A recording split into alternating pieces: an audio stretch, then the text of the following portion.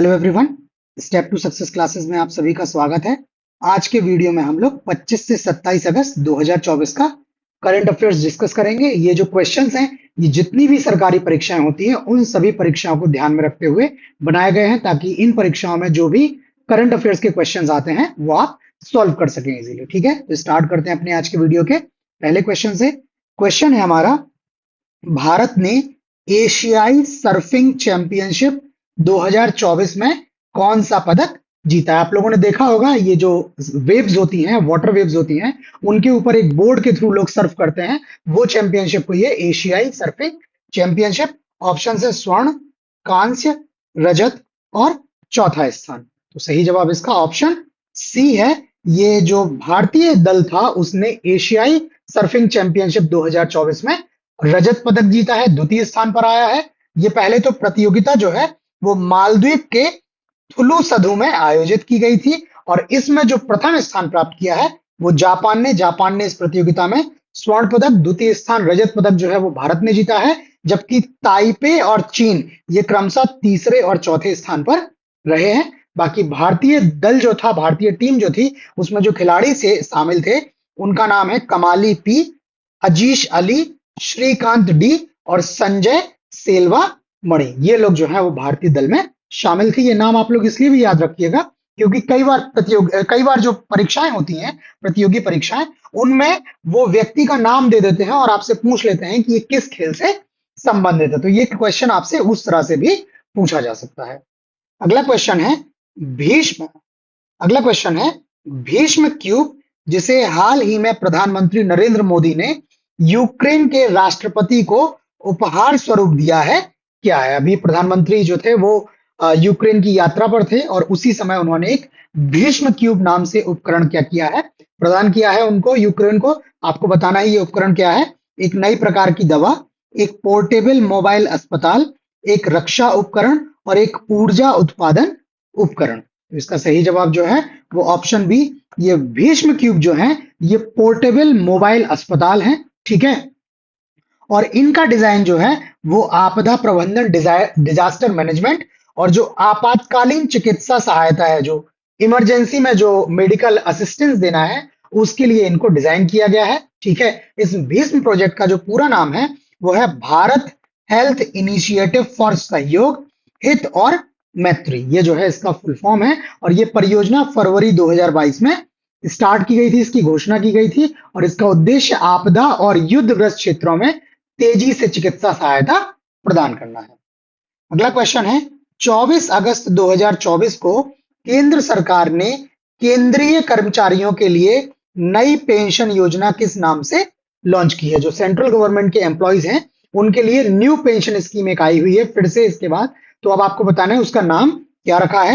एकीकृत पेंशन योजना, राष्ट्रीय पेंशन योजना, नवीन पेंशन योजना और सरकारी पेंशन योजना। तो इसका सही जवाब जो है वो ऑप्शन ए, ये एकीकृत पेंशन योजना या यूनिफाइड पेंशन स्कीम या यूपीएस नाम से जो है वो नई पेंशन योजना केंद्र सरकार ने अपने केंद्रीय कर्मचारियों के लिए लॉन्च की है 24 अगस्त को। पहले जो थी वो ओल्ड पेंशन स्कीम बोलते हैं उसको, पुरानी पेंशन योजना। वर्ष 2004 में सरकार जो है एक न्यू पेंशन स्कीम लेके आई, नवीन पेंशन योजना।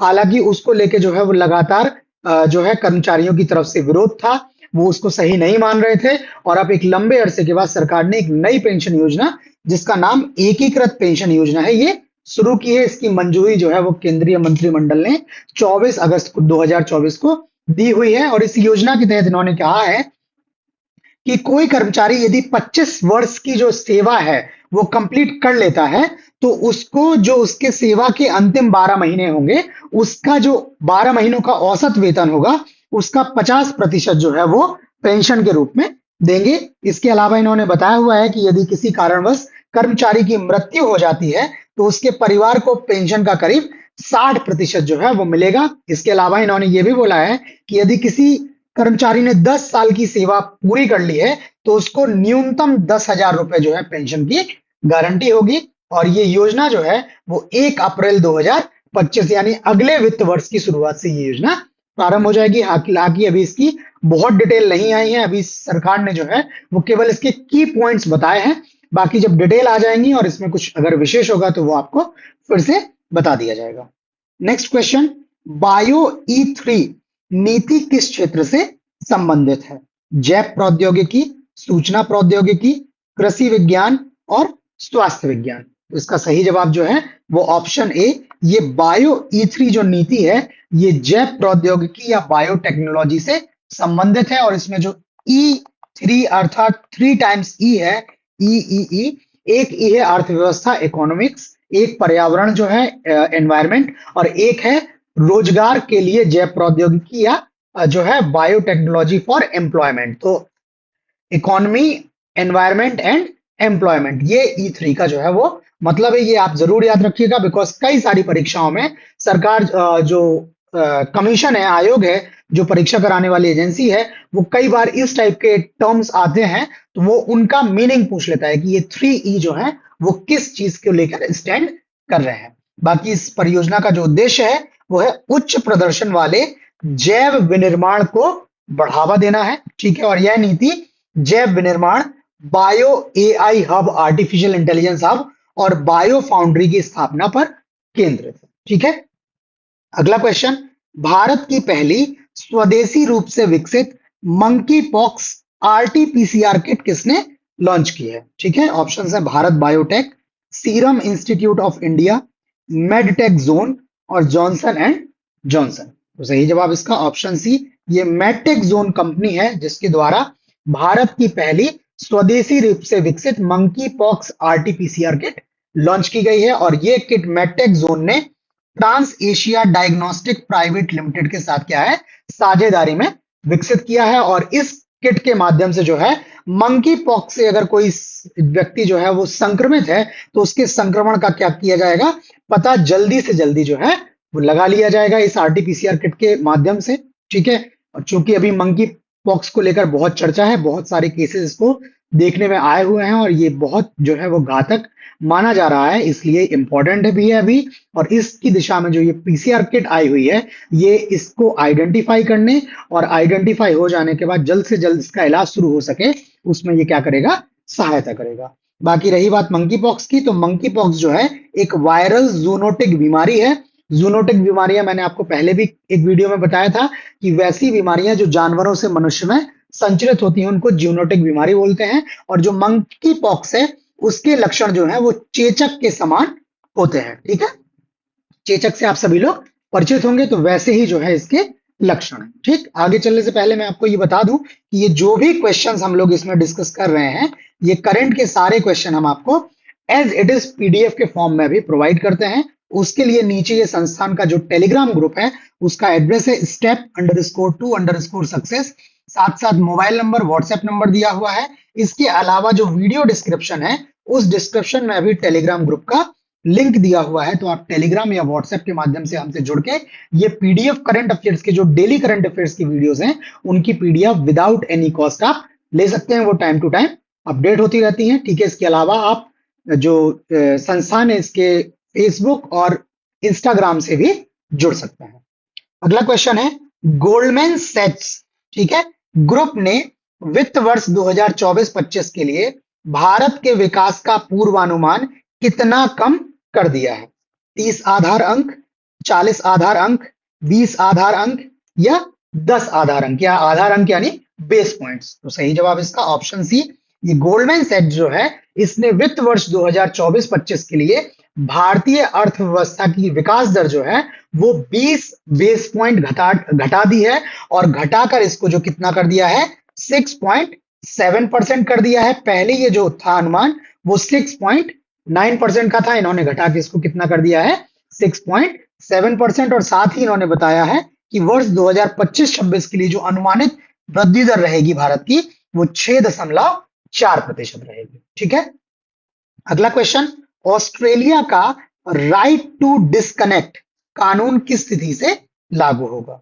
24 अगस्त 2024, 26 अगस्त 2024, 1 सितंबर 2024 और 15 अगस्त 2024। तो सही जवाब इसका ऑप्शन बी, ये जो राइट टू डिस्कनेक्ट नाम से कानून है ऑस्ट्रेलिया का नया, ये 26 अगस्त 2024 से प्रभावी हो गया है। और इस कानून के पश्चात जो कर्मचारी हैं, एम्प्लॉइज हैं, वो काम के घंटों के बाहर, यानी आपके वर्क आवर्स जब कंप्लीट हो गए हैं उसके बाहर वो अपने नियोक्ता या एम्प्लॉयर को अनदेखा करने का अधिकार देता है। यानी आपके जब वर्किंग आवर्स कंप्लीट हो गए हैं उसके बाद आपका एम्प्लॉयर आपको किसी तरह का कोई ईमेल भेजता है या किसी तरह का आपको फोन कॉल करता है, तो एम्प्लॉय जो है अपने एम्प्लॉयर के ऐसे फोन कॉल्स, ऐसे ईमेल्स को क्या कर सकता है, इग्नोर कर सकता है। इस तरह का राइट जो है वो ऑस्ट्रेलिया की सरकार ने वहां के नागरिकों को दिया हुआ है। ठीक है, और ये जो कानून है, इस तरह का कानून, ये पहले से फ्रांस, जर्मनी जैसे कुछ यूरोपीय देशों में मौजूद है।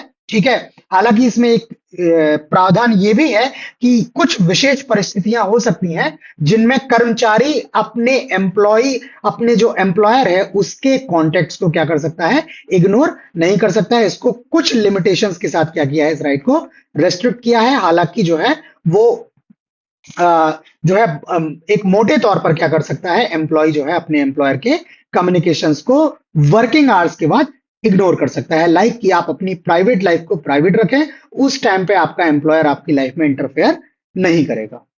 नेक्स्ट क्वेश्चन है, हाल में किस भारतीय क्रिकेटर ने संन्यास की घोषणा की है? विराट कोहली, रोहित शर्मा, शिखर धवन, अजिंक्य रहाणे। तो सही जवाब इसका ऑप्शन सी, ये भारतीय क्रिकेटर है शिखर धवन।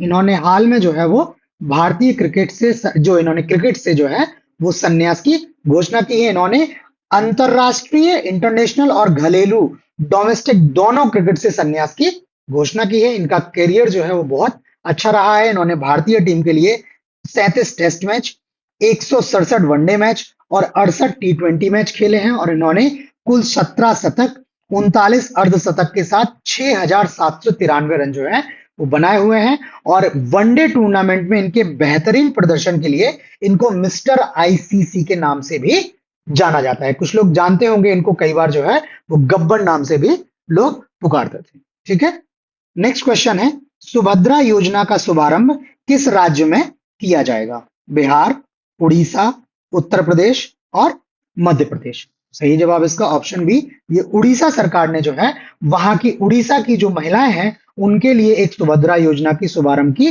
घोषणा की है। और इन्होंने बताया हुआ है कि इस योजना के तहत जो उड़ीसा की करीब 1 करोड़ से अधिक महिलाएं हैं उनको सशक्त बनाने में क्या मिलेगी, मदद मिलेगी। ये वुमेन एम्पावरमेंट की स्कीम है। इसके थ्रू जो है वो उड़ीसा की महिलाओं को क्या दिया जाएगा, फाइनेंशियल असिस्टेंस या वित्तीय सहायता दी जाएगी।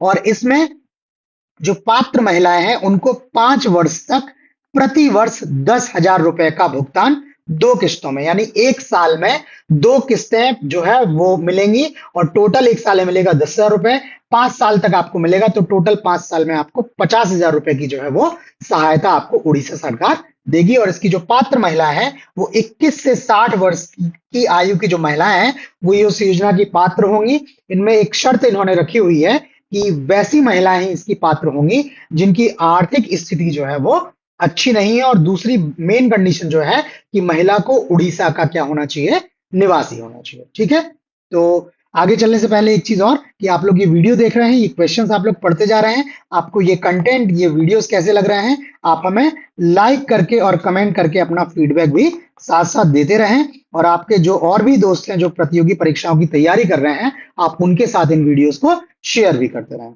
नेक्स्ट क्वेश्चन है, WHO वर्ल्ड हेल्थ ऑर्गेनाइजेशन या विश्व स्वास्थ्य संगठन द्वारा एम पॉक्स या मंकी पॉक्स प्रकोप से निपटने के लिए एक वैश्विक योजना कब से कब तक प्रभावी रहेगी? WHO की योजना है जुलाई 2024 से दिसंबर 2024, अगस्त 2024 से जनवरी 2025, सितंबर 2024 से फरवरी 2025 और अक्टूबर 2024 से मार्च 2025। तो सही जवाब इसका ऑप्शन सी, ये WHO की जो एक वैश्विक ग्लोबल स्कीम है मंकी पॉक्स के प्रकोप से निपटने के लिए, वो सितंबर 2024 से फरवरी 2025 यानी 6 महीने क्या रहेगी, प्रभावी रहेगी। और ये मंकी पॉक्स का जो प्रकोप है और जो इसके लक्षण हैं और जिस तरह से ये जो है लोगों को प्रभावित कर रहा है, उसको ध्यान में रखते हुए 14 अगस्त 2024 को WHO ने मंकी पॉक्स को अंतरराष्ट्रीय चिंता का सार्वजनिक स्वास्थ्य आपातकाल या public health emergency of international concern के रूप में क्या किया है, अनाउंस किया है, ऐसी घोषणा की है। ठीक है, और ये जो 6 महीने का टाइम पीरियड है।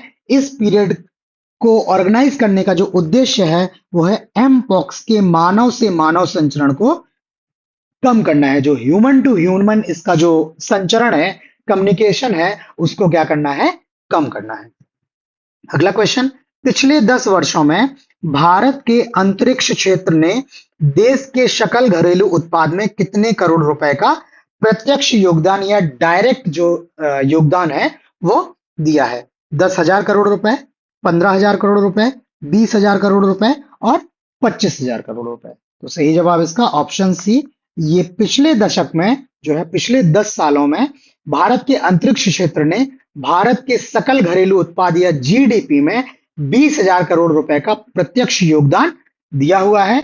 और भारत जो है इस योगदान के साथ दुनिया की 8वीं सबसे बड़ी अंतरिक्ष अर्थव्यवस्था या स्पेस इकोनॉमी बन गई है। ठीक है, अगला क्वेश्चन है, हाल ही में केंद्र सरकार ने केंद्र शासित प्रदेश लद्दाख में कितने और नए जिले बनाने की घोषणा की है? न्यू डिस्ट्रिक्ट बनाने की घोषणा की है।